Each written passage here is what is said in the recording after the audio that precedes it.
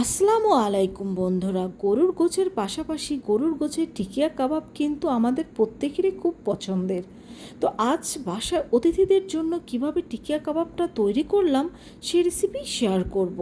তো প্রথমে এখানে আমি 2 কাপ পরিমাণ ছোলার ডাল নিয়ে নিচ্ছি। যেহেতু অতিথিদের জন্য তৈরি করব, একটু বেশি করেই তৈরি করতে হবে। আর এখন এর মধ্যে আমি দিয়ে দিচ্ছি পানি, আর এই পানিটা দিয়ে এই ডালটাকে আমি 2 ঘন্টার মতো ভিজিয়ে রেখে দেব। তো ফিরে আসলাম এখানে আমি 2 ঘন্টা পরে। দেখতেই পাচ্ছ ডালগুলো কিন্তু ফুলে একেবারে ডাবল হয়ে গিয়েছে। এখন এই ডালটাকে ভালোভাবে ধুয়ে নিতে হবে।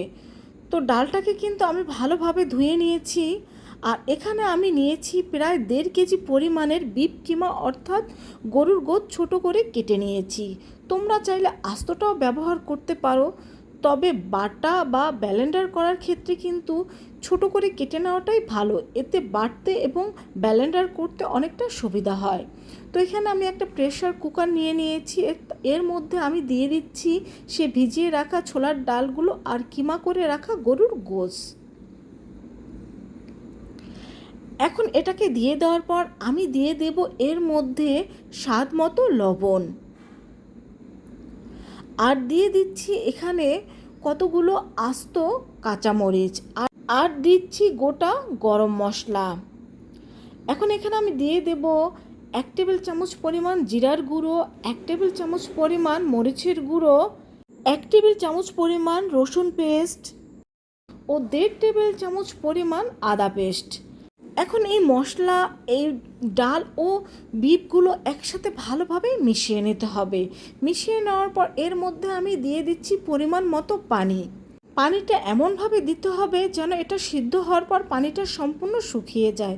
তবে এখানে আমি 1/2 লিটার ও 1/2 কাপ পরিমাণ পানি দিয়েছি। তো এখন এই প্রেসার কুকারটাকে আমি চুলায় বসিয়ে দিয়েছি, আর অন্য একটা চুলায় আমি 1 কাপ পরিমাণ পেঁয়াজ কুচিয়ে দিয়ে দিচ্ছি। এখন এই পেঁয়াজটাকে ভেজে আমি ব্রেস্তা তৈরি করে নেব।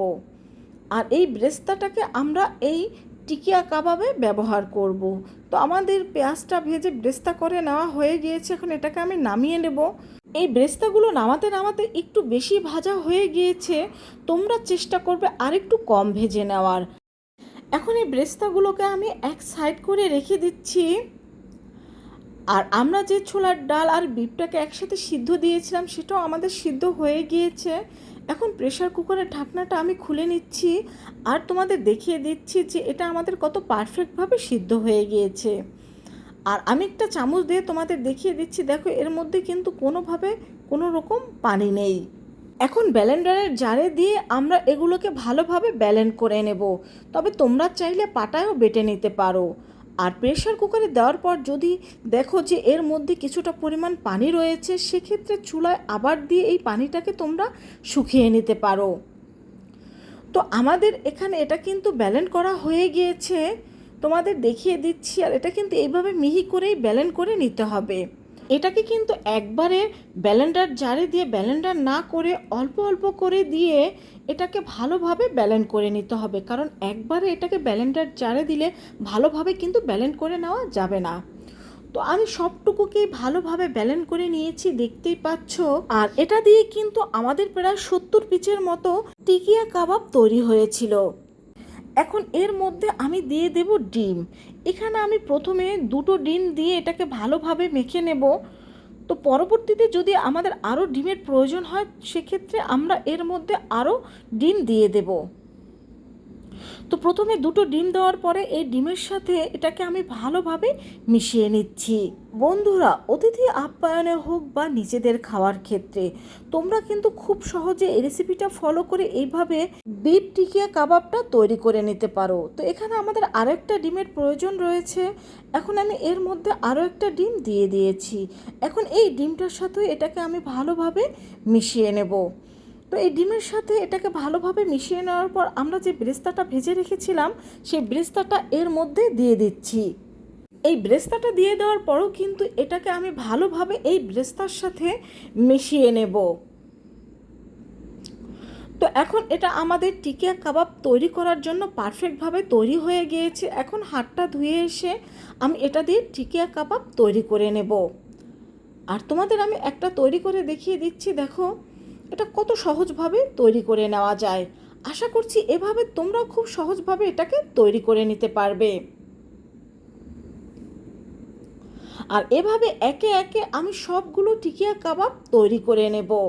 এখানে আমি অল্প কিছু বিফ টিকিয়া কাবাব তৈরি করে তোমাদের ভেজে দেখিয়ে দিচ্ছি, কারণ এগুলো সব তৈরি করে ভেজে দেখাতে গেলে অনেকটা সময়ের প্রয়োজন রয়েছে। তাই কিছুটা তৈরি করে নিয়েছি, আর কিছুটা আমি আস্তে আস্তে তৈরি করে নিচ্ছি। তো যেগুলো তৈরি করে নিচ্ছি সেগুলো তোমাদের আমি ভেজে দেখিয়ে দিচ্ছি। তো চুলায় তেলটা গরম দিয়ে দিয়েছিলাম, তেলটা গরম হলে একটা একটা করে এর মধ্যে টিকিয়া কাবাবগুলো আমি দিয়ে দিচ্ছি। আর যেহেতু এর মধ্যে ডিম দেওয়া হচ্ছে, এটা দেওয়ার পরে কিন্তু প্রচুর ফেনা ক্রিয়েট হবে, সেটা তোমরা দেখতেই পাচ্ছ। কিন্তু প্রথম 2-3 মিনিট এটা তোমরা কোনোভাবে নাড়াচাড়া করবে না, কারণ এর এক সাইডটা যদি না হয় অন্য সাইডটা উল্টাতে গেলে কিন্তু এটা ভেঙে যাবে। কারণ এখানে ফেনাটা রয়েছে, আমরা কিন্তু অনেক সময় এটাকে দেখতে পাই না। আর এটা যদি একটা সাইড ভালোভাবে হয়ে যায় তখন এইভাবে খুন্তি দিয়ে নাড়াচাড়া করলেও কিন্তু এটা ভেঙে যাবে না।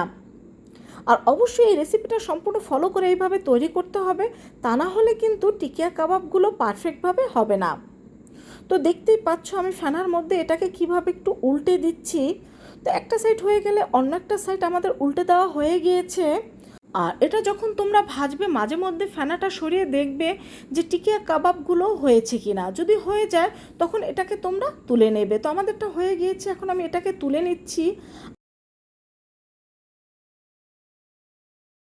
তো এখানে আমি অনেকগুলো টিকিয়া কাবাব ভেজে নিয়েছি, দেখতেই পাচ্ছ। তবে অতিথিদের জন্য যেগুলো তৈরি করা হয়েছে সবগুলো কিন্তু এখানে ভেজে নেওয়া হয়নি, শুধু তোমাদের দেখানোর সুবিধার্থে অল্প কিছু ভেজে নিয়েছি। তো বন্ধুরা দেখতেই পেলে কত সহজভাবে এই বিফ টিকিয়া কাবাবটা তৈরি করে নেওয়া যায়। এই টিকিয়া কাবাবটা শুধু খেতেও যেমন ভালো লাগে, তেমনি পোলাওর সাথে খেতেও কিন্তু জাস্ট অসাধারণ লাগে। ভালো লাগলে অবশ্যই কমেন্ট করে জানাবে, আর বাসায় একবার হলেও ট্রাই করবে। সবাই ভালো থেকো। আল্লাহ হাফেজ।